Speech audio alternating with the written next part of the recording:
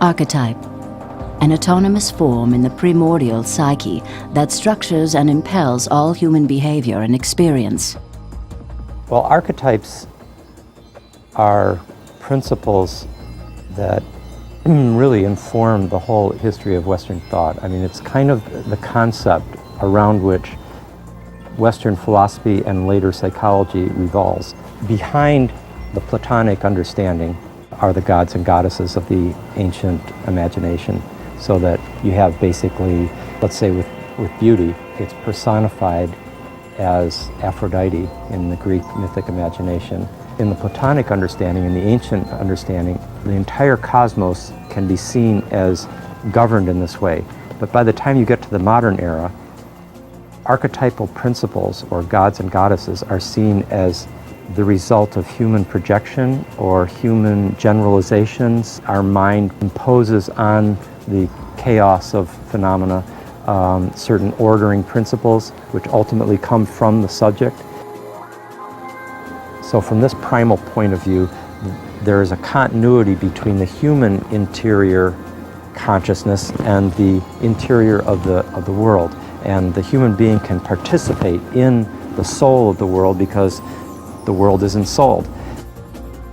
The Western worldview is very, very different. The pragmatic, materialistic worldview is very different. You know, the only reality is the material world. These other dimensions that the native cultures are interested in, they are either sort of result of some kind of a lack of education, primitive, magical thinking, or they are outright psychopathology. It involves direct experiences of these states. Primal perspective is enchanted, and the modern perspective is that of a disenchanted world. Now, how did this shift happen? I mean, what I've just described is something that is particularly evident from the time of Descartes.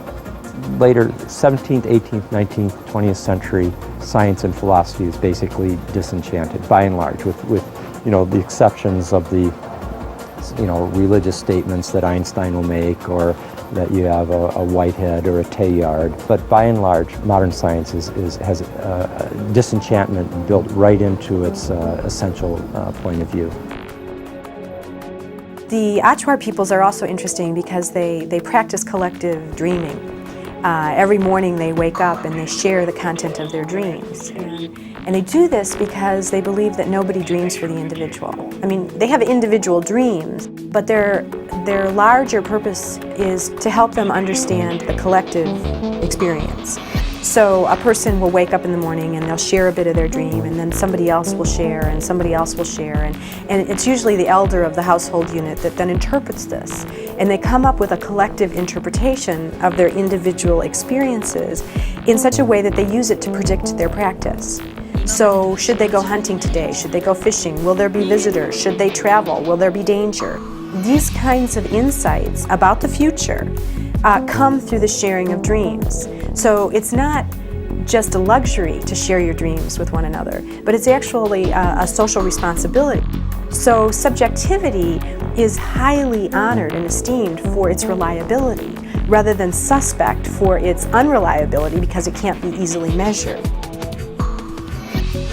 The modern disenchanted perspective didn't emerge completely ex nihilo with 17th century and Descartes. It was prepared for by the whole evolution of Homo sapiens, going back to the first use of tools, the first linguistic and religious symbolizations. You begin to have the differentiation of the human self as a subject acting upon the world as an object. So that's kind of begins the whole process that leads to the kind of radical disenchantment that we have in our time, the objectification of the world. We have been living in a society that separates us, and we assume that, as a human being, we are these isolated entities contained within this skin and, this body. And yet other cultures see it very differently. And And there are more and more reasons to believe that it is a more relational rather than isolated world we live in. And relational at some really core fundamental levels. You know, it's not only about recognizing the importance of living in society and living in right relationship in terms of our social intercourse, but really recognizing that perhaps we are all part of a more complex, interconnected system that isn't simply physical, but that actually may have some metaphysical or transpersonal components or qualities.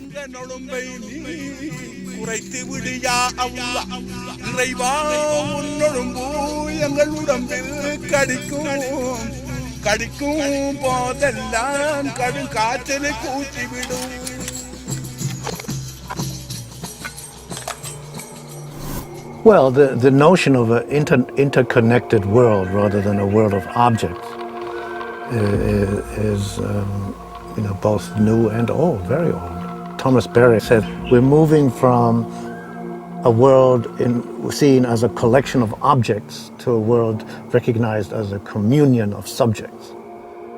When you recognize that everything has its own inherent subjectivity, that is consciousness, that is spirit. That's what the native indigenous people, shamanistic societies would say. Everything has spirit and consciousness. And you treat it that way. Not quite correct to say it's communication, because communication applies A to B. Communion is much closer than that. See, and as spirits, we commune always telepathically with another being. We merge our consciousness. It's sort of like love, you feel like you're in the same consciousness as somebody else. Interconnectivity is the ascending archetype, I think, of the 21st century, 21st century, this discovery of this profound interlaced quality of existence at all physical and spiritual and mental, psychological levels. The modern worldview is being replaced by, some people call it a postmodern, but I think it's ridiculous. You could say it's a systems worldview. And the modern worldview is mechanistic and atomistic and linear causality and quantitative, and the only real realm is the realm of measurable objects and forces.